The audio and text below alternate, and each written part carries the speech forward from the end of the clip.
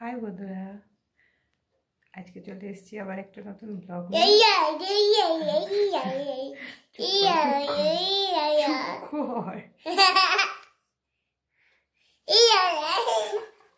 তো ব্লগটি হলো যে আমি আলমারিটা গোছাতে চলেছি।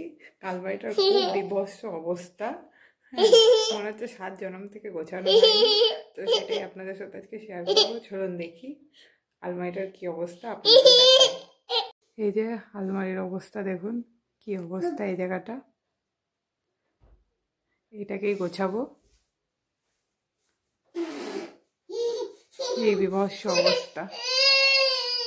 আর এখানে আমার ছেলে চলে এসছে সবকিছু বিগড়াতে, আমার কাজ আরো গুছিয়ে দিতে।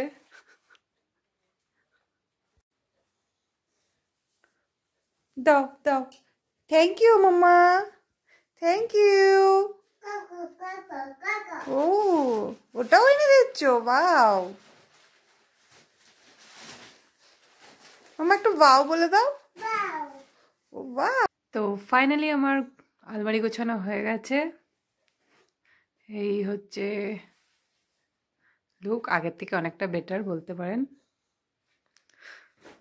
তো চলুন আজকের ভিডিওটা এখানেই শেষ করছি। Good bye.